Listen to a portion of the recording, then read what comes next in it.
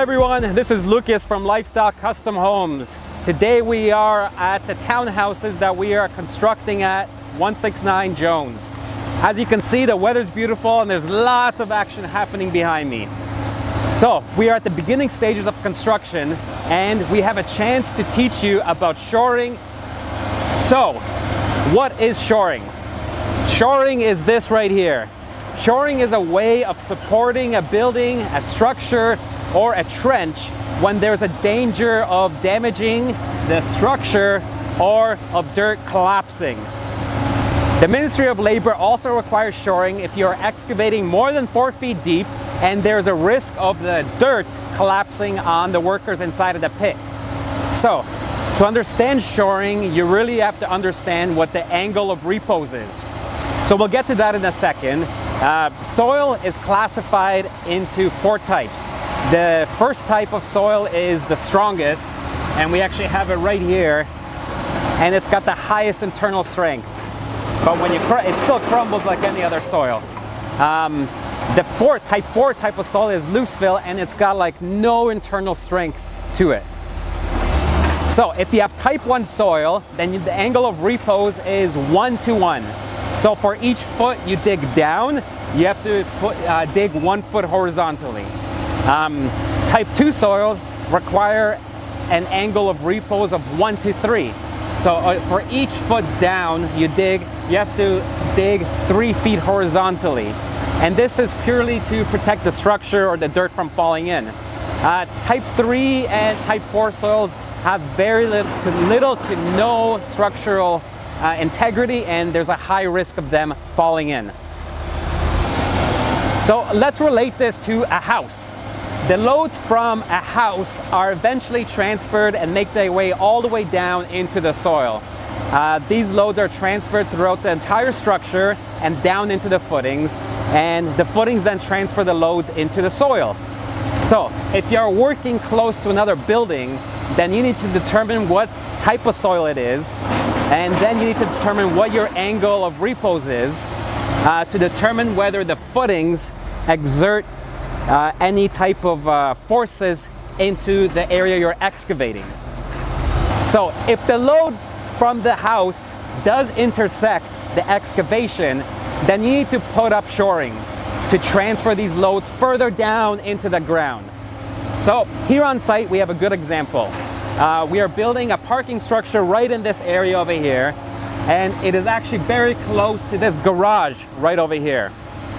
So this garage, looking at it, you know, the structural integrity is questionable.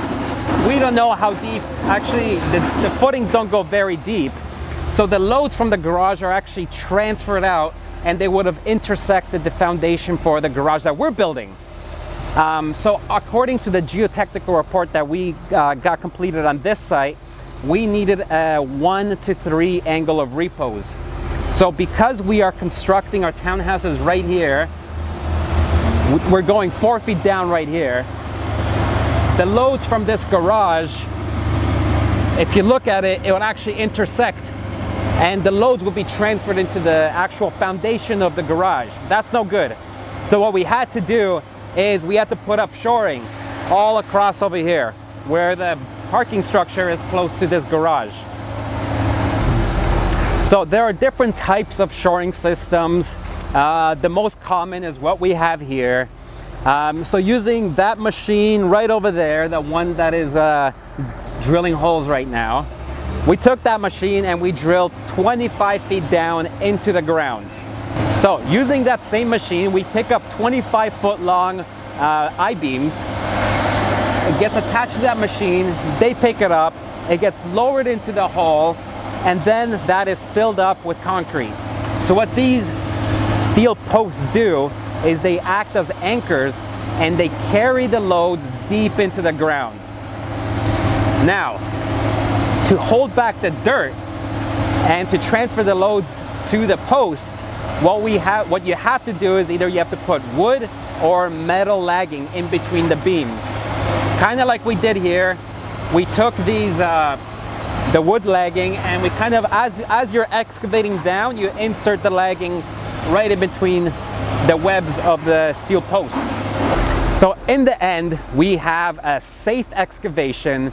We protect the house next door. We did some shoring over there as well. So we protect the house next door.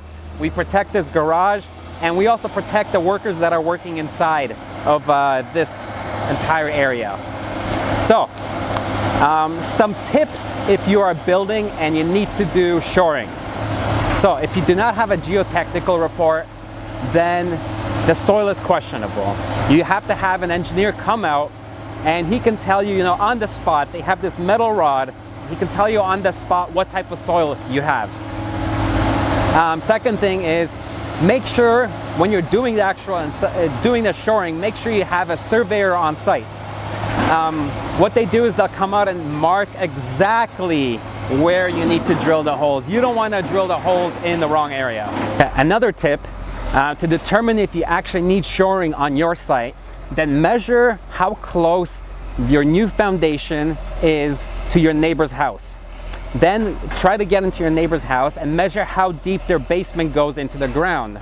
And then once you figure out the type of soil you have, apply the angle of repose to the bottom of the footings and see if the angle of repose from the old house intersects your foundation wall. If the loads are exerted, below your footings, then you don't need to set up shoring. One more tip here is if you're excavating more than 4 feet down, be aware of the Ministry of Labor requirements. Make sure to have proper slope for the type of soil that is located on the site, so there is no risk of dirt falling on the workers. There are big fines associated if you do not comply with these standards, and you're probably going to get your site shut down. All right, well, that's it for today. Thank you for listening. My name is Lucas from Livestock Custom Homes, and remember, the perfect lifestyle is up to you.